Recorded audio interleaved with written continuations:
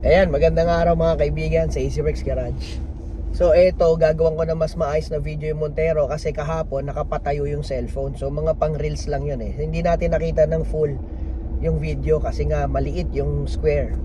So ngayong araw, gagawin natin na maayos yung video nitong Montero. Hindi ko alam pag napanood ninyo ito, baka sold na ito. Kasi kagabi pa lang ang dami nang gusto mag-reserve, kaya lang tulog na yung kanilang mga pinapakiusapan para mag-transfer. Pero gusto ko lang pakita na maayos kasi may mga nagko-comment, paano nasabing sariwa luma, diba? So sagutin natin, mabilisan lang para po sa inyo. Kaya nagiging sariwa ang isang sasakyan kahit po ito ay luma, ibig sabihin hindi ito gamit, hindi siya bugbog, kaya sariwa. Pag kinatok mo, walang history na minasilyahan or nabangga, yun siya sabing sariwa.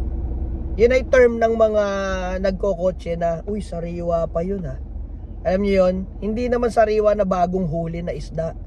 Yung basa pa, malamig pa, di ba? Yung ganun. Hindi yun ang ibig sabihin sa kotse pag sinabi sariwa para sa mga baguhan. Kadalasan kasi nagko-comment na ganyan yung mga walang karanasan pa sa sasakyan masyado. Na, syempre, curious sila, luma na yan, paano naging sariwa? Hindi yun tatanungin ng mga marunong sa kotse talaga. Hindi yun ang alam nila ibig sabihin nun. So para lang malinawan yung iba, wala namang problema sa akin mag-explain. So sumunod yung iba, sabihin mataas na yan sa 650 2014 model. So hindi po mataas, pero nasa taas po siya. Okay? Hindi siya yung pinakamataas kasi may nakita ko 670, 680, 700. So etong 650 para sa akin nasa market value pa rin siya, pero nasa ibabaw ng market value. Nasa bandang ibabaw na siya. So bakit nagkakaganon? So ako, meron ako natutunan nung time na bumili ako nung aking BMW pang sarili. Pag bibili ka ng pang sarili, wag mo nga hanapin yung pinakamura sa market. Kasi pag yun ang hinanap mo, kadalasan ang makukuha mo paggawain or bugbog. Pag hinanap ko yung BMW na pinakamababa, sabi natin, oh, 1 point something ang bentahan, may nakita ko 900, ito na lang.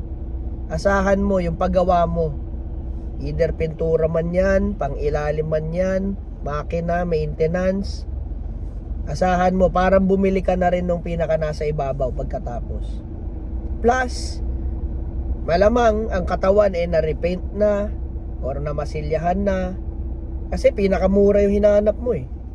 Pag mayroong pagkakataon na ibebenta mo na yung sasakyan mo at nakita ng buyer na ito'y masilyado na, ang kapal na ng pintura, hindi na pantay-pantay yung alignment, naku po, asahan nyo ang pagkalugi ninyo ay talaga sasama ang loob ninyo.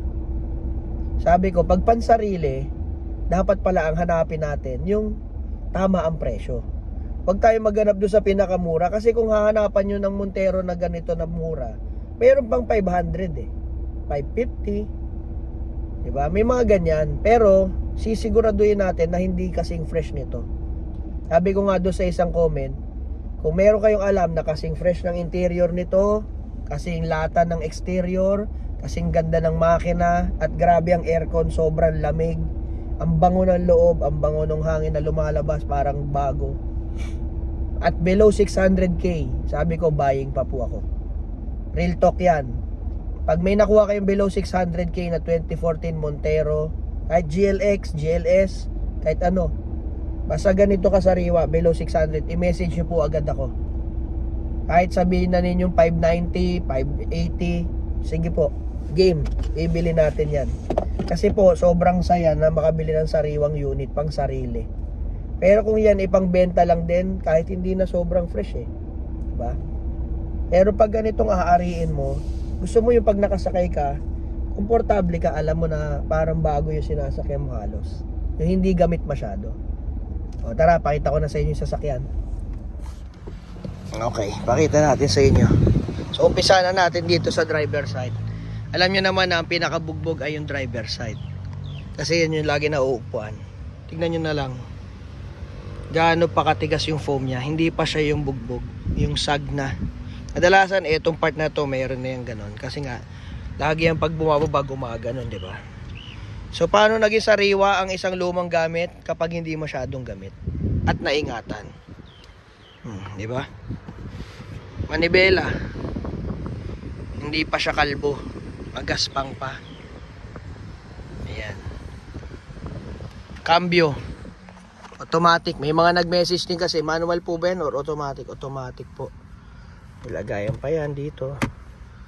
Ayan. Lagayan ng baso. Lagayan ng gamit.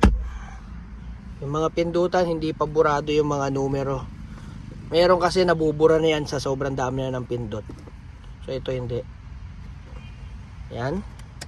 Pwede pa pang ASMR. Pakinggan nyo naman. Sobrang crispy niyan. Ito, lagi nabubura yan. Pero yung kanya hindi pa nabubura. Yung triangle. Dashboard, wala. Hindi naman putukin ang dashboard ng Montero. So ano yun? Sabihin, ano yun? May biyak sa gitna. Hindi po. GPS po yan. Ano? Takip yan. Tatanggalin mo yan. Natutuklap. So ayan. Makita nyo, hindi pa burado. Hindi pa siya burado. Napakalinaw pa ng sulat. Sa ceiling, gumagana yung ilaw pag binuksan ng pinto. Ito yung Montero na nasa gitna, yung aircon louver sa gitna. Kasi yung ibang Montero, wala yan, flat lang yan. Nandun sa pinakalikod lang yung aircon, yung blower niya. So yung nasa gitna, makikiramdam na lang sila ng lamig. Ayan, sa loob. Dito pa yung sticker niya. Okay, labas muna tayo. So lagi nyo lang isipin na hindi po ako nagpo-post sa page ko ng sasakyan na binibenta ko na mapapahiya ako. Kasi po, mas gugustuhin ko pa na magtalyar na lang kaysa ako yung mag-buy and sell ng mga palusuting units. Yan. Kasi alam ko babalikan nyo lang din ako kung ako yung magsisinungaling sa mga sasakyan. Yan, tinanggal ko yung plaka para mas makita nyo rin na hindi siya masilyado or lubog o may UP dito. Kasi madalas yan pagbangga. Pag tinanggal mo yung plaka, makikita mo yan. Mayroon yang UP.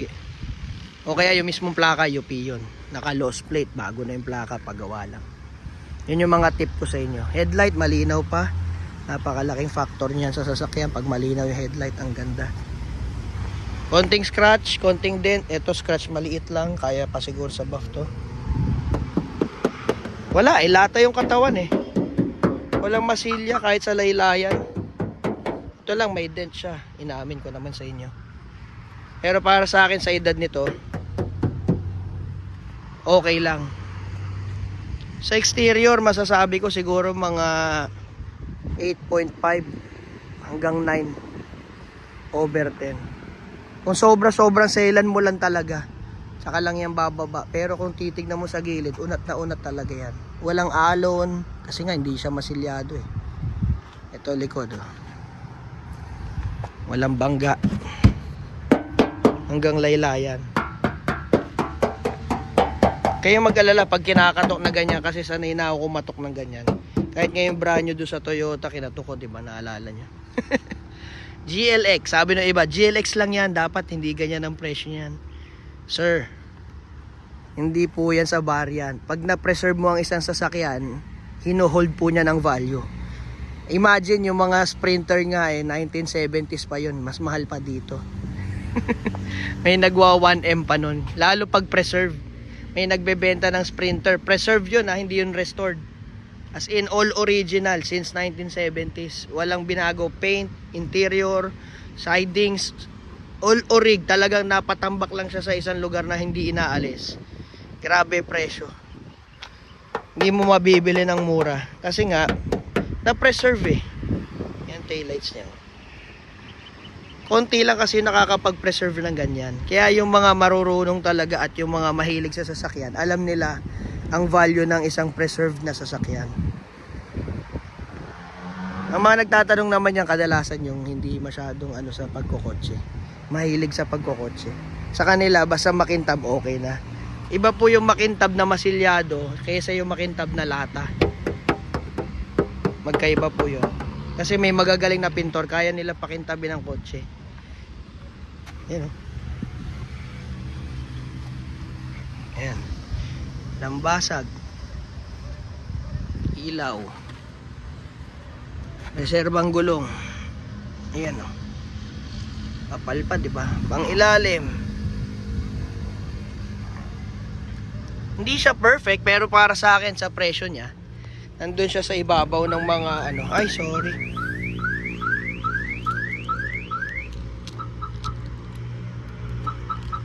Alright. So, ito yung likod. Pakita ko lang sa inyo. Kita niyo yung carpet. Parang hindi pinatungan ng gamit, no? Grabe, pinong-pino pa rin yung carpet. Walang himulmul, oh. Sarap sana pang ari ito eh. Kaya lang wala naman akong paggagamitan na. Ayun yung code alarm niya na box, oh. First time ko lang ito mabubuksan. Mayroong early warning device. May jack na orig. Pantanggal ng gulong na orig. O, ayan. Mayroon dito lagayan ng charger. O kaya yung panghangin ng gulong. Pag hindi abot yung wire, dito ninyo isaksak. Grabe. Original carpet. Sige, pakita ko sa inyo upuan dito. Yan. Ang linis, di ba? Pasensya na kung mahaba yung video, gusto ko lang ipakita sa inyo. Hindi ko lang alam kung sold na ito mamaya. Pero nangihinayang din ako. Maganda pang ari yung mga ganito. So ayan ang aircon, 1 tsaka 2, dalawang row sa likod. Yung iba kasi Montero nandito lang. Yan. So ito yung magandang version, nasa taas yung aircon. Lahat makakatikim. So itupi natin to, hilahin natin dito. Pakinggan nyo. Diba? Pwede pang ASMR, oh. Walagotok pa. Yan, igaganyan nyo yan eh. Yun, oh. Ang linis din dito. Yan. Pag naiganyan nyo na siya, saka nyo na to ihihiga ngayon. Dito. Yun, oh.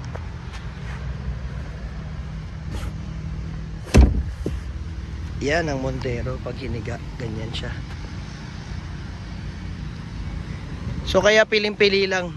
Mas pinipili ko pang wag magbenta sa page kaysa ako'y mapahiya. Kaya pag na-post ko dito sa page natin ng for sale, ibig sabihin, para sa akin, pasado talaga yon. Hindi nakakahiyang ibenta kahit kamag-anak mo pa makabili. Lalo pag follower, di ba? Siyempre nagtitiwala sa iyo yan. Tapos bibiguin mo lang para sa konting halaga. Kahit sa malaking halaga, hindi ko kayo bibiguin, mga kaibigan. Kahit may mag-offer sa atin ng malaking halaga, para kayo ipahamak, hindi ko kayo ipapahamak. Maniwala kayo. Mas mahalaga sa akin ang reputasyon. Diba? Paano naging sariwa? Luma. Tignan nyo naman, di ba fresh yan? Hindi ba yan fresh? Original carpet. Intindi. Kung wala lang akong Staria, di ito na lang gagamitin ko pang pamilya. Madami rin namang sakay. Yun, oh. Diba? Ilaw, gumagana. Lata nga yung labas, no? Yung loob naman ang hindi, no? Hindi, lata lahat. Okay yan. Huwag nyo naisipin yung body. Para sa akin, pasado na yun. Yan, oh. Kabila. Yung engine, di nyo nakita, no? Pakita ko lang muna sa inyo maigi loob, labas. Tapos punta tayo sa engine.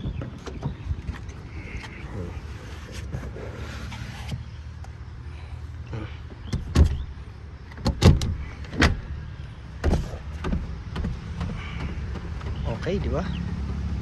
Tignan nyo naman yung mga plastic na ganyan. Grabe naman yan. Pahabo lang. Aba, nagaganon pala yun. Sorry. So, isang haba. Pag gusto ninyo magkarga ng madami, ganyan pala ang Montero. Sorry, hindi ko na ibaba kanina.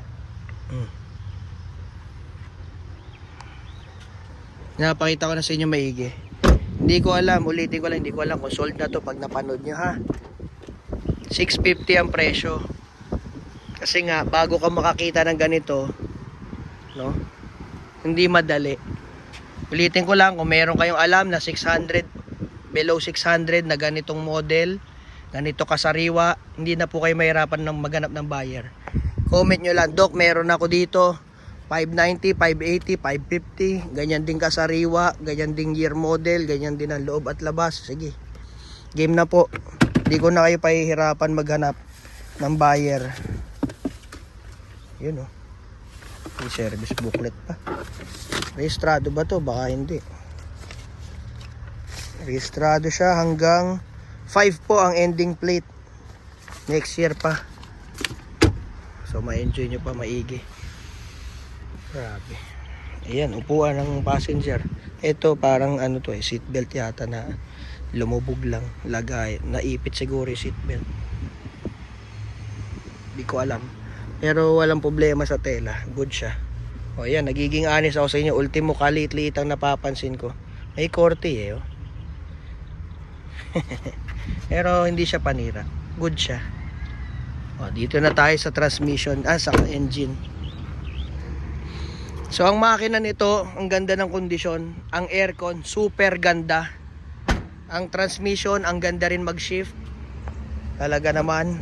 Yung engine nito, hindi ko nilinis. Gusto ko makita ninyo talaga kung ano itsura nung pagka-deliver. Hindi na to bagong car wash kasi kakagising ko lang eh. Yan. Ayan ang makina. Naka-battery na Amaron. Ayan. Tingnan natin kung may tagas. Wala. Moisture. Siyempre mukhang never pa to. Alam nyo pag ganyan nagpuputi-puti, ibig sabihin yan madalas nakatambak lang yan. Yung may mga puti-puti. Yan ang sasakyan. Pag yung makina niya ay napapatambak lang. Yung hindi ginagamit talaga. Garage queen ba? May mga white na ganyan. Tsaka yung konting rust. Okay lang yan. Yan talaga kahit sa Montero ka naman tumingin. Meron namang ganyang kalawang talaga yung turbo. Pero hindi yan kalawang na nakakasira. Yan lang talaga siya. Gawa sobrang init niyan. Hindi mo kayang patagalin ang pintura dyan. Ayan oh. Sticker pa. Walang lukot. Yan yun naman titignan niya pag may lukot eh. Oh. Diba? Yung mga headlight clips, bali. Yan, tignan nyo yan pag kayo bibili sa sasakyan. Yan. Ang linaw po, grabe. Ang ganda pa nung lagayan ng power steering fluid tsaka nung brake fluid eh. Okay na. Sorry. Ayan ang ating Montero. Pasensya na kung mahaba ang video ha. Pero gusto ko lang ipakita sa inyo na talagang sulit ang pagkakabili dito sa 650. Nandun man siya sa pinakamataas na market value. Pero para sa akin, kung pang-ari, huwag kayo humanap ng pinakamura. Di ba aling medyo mataas, basta yung hindi nasasakit ang ulo ninyo. Magkano magparehistro, magkano magpapintura, magkano magpagawa ng pangilalim, magkano magpagawa ng makina. Pagkatapos mo mapagawa ng lahat ng yon, 200,000 yung mileage yung nabili mo, asahan mo may mga kasunod pa rin yan.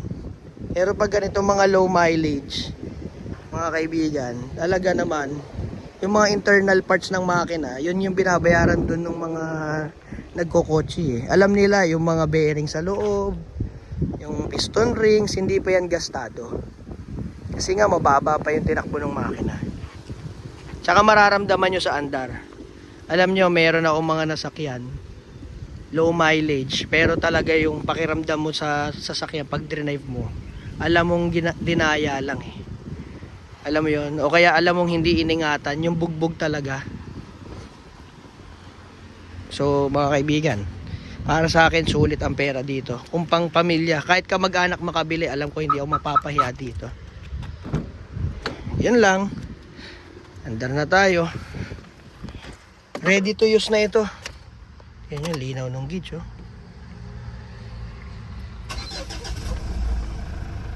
Grabe. Ang ganda ng tunog ng makina.